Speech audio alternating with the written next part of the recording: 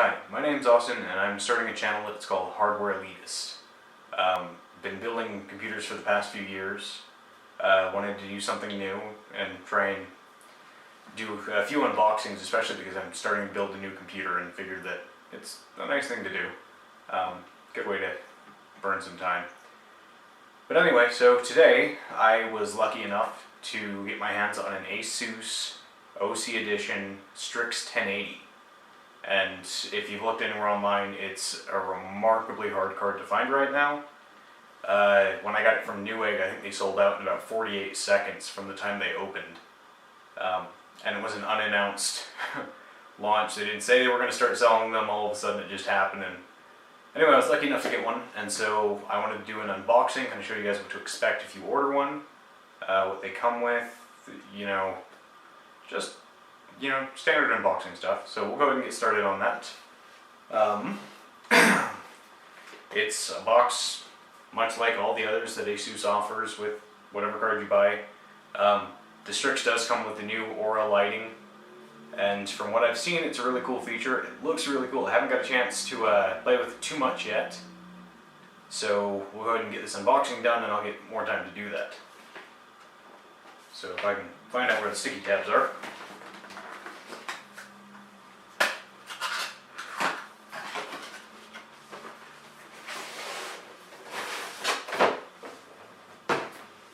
Open.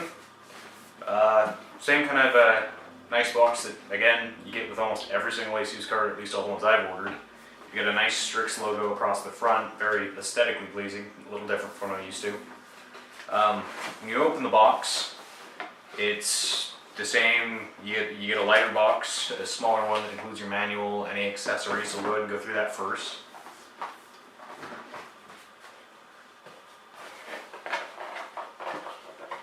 These ones are always a pain to open, I don't know why. Okay, so we get that open.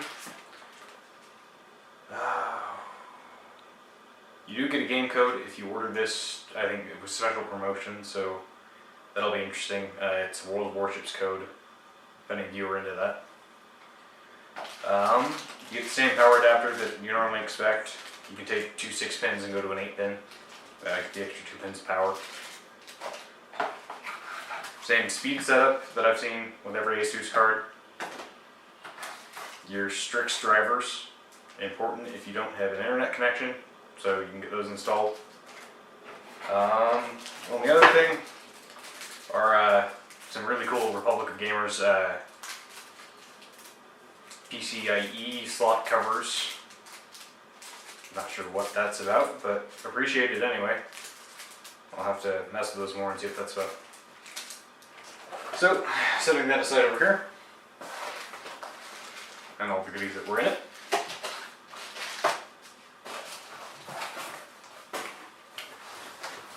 Next layer, we of course have the card, if I can show you guys that at all. Same anti-static bag that we've always seen. I mean, literally same bag. Every card I've ordered over the last 3 years has this exact same setup in the box. You get the card out. It has a significant amount of weight to it, more than I was expecting. This is, I think our measurement on this, it is 11.73 inches.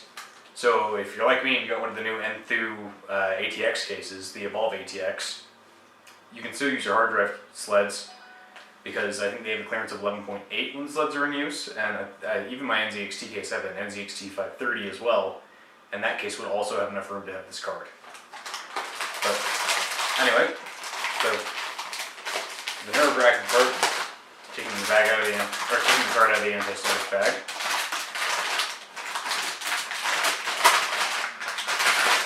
Go ahead and get it pulled out.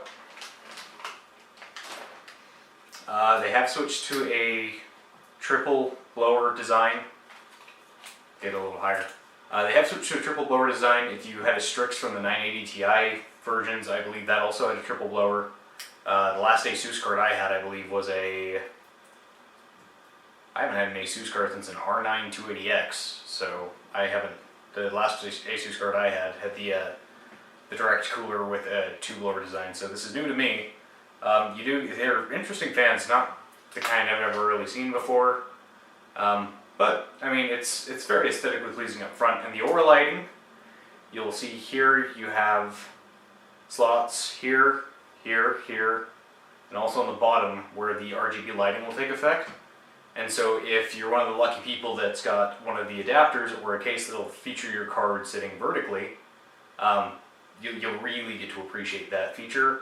The rest of us using a horizontal design layout, it's not going to be as fun, but it's still, it's appreciated. It's supposed to look really good, and I'm excited about it. I believe you also have another LED right here, the Strix logo as well, and then on the back you have an RGB ROG light.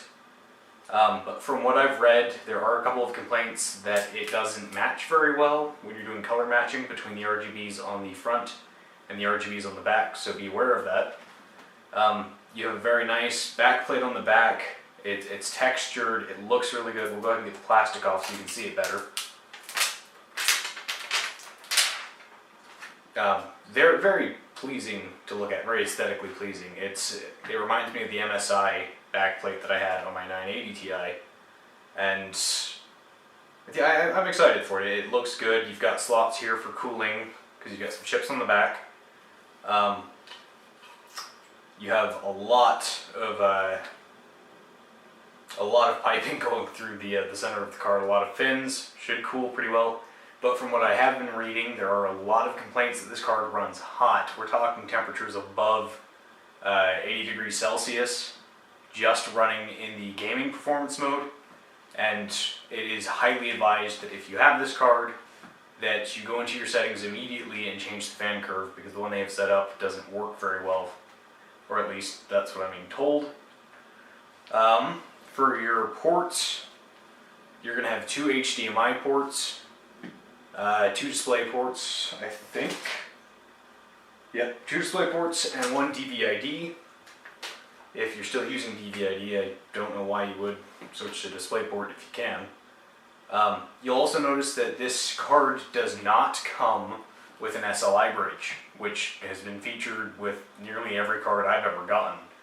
And I'm led to believe that because this card is going to be handled, it has a max SLI of 2, unless they release drivers in the future to change that, and you will need high bandwidth bridges. So it wouldn't have helped you anyway if they had included a standard bridge, as it sounds like the high bandwidth one is what's going to be required. So you may want to look into those if SLI is your thing. As always, we have covers over all of the lanes. So covers over all of the lanes, which, you know, standard feature, but again, always appreciated. You have plugs in every single one of the ports on the back, but as always, they slide out. Try not to lose them, because if you're going to resell your card, really hurts the value if you don't have any of these, or even if you're missing a few of them. So just from my experience, you know, try and hold on to those if you can. Put them somewhere. Maybe even back in the box, because you want to hold on to the box too, just for RNA purposes, if nothing else.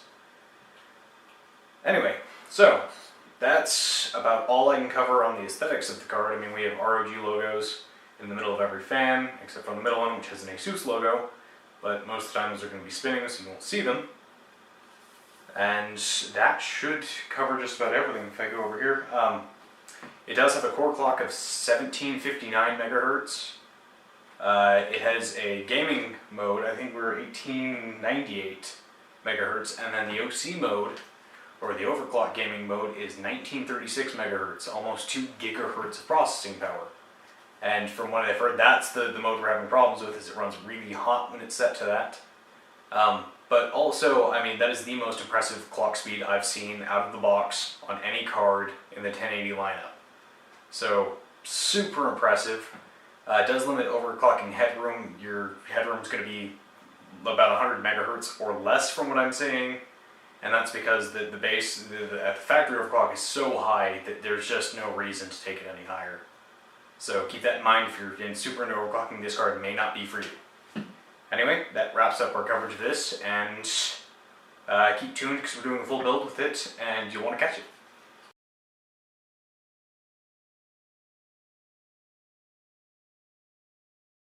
Okay, so covering a few details that I forgot earlier with this card, the Asus Strix GTX 1080.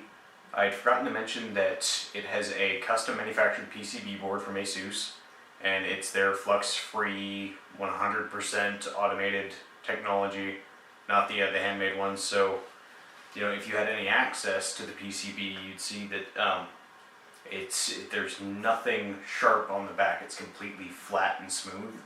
No flux is used in the manufacturing process. So if that's something you're into or something that you've been keeping an eye on, this is a good card for that. I believe they also did the 980 and the 980 Ti that way, but I wouldn't quote me on that.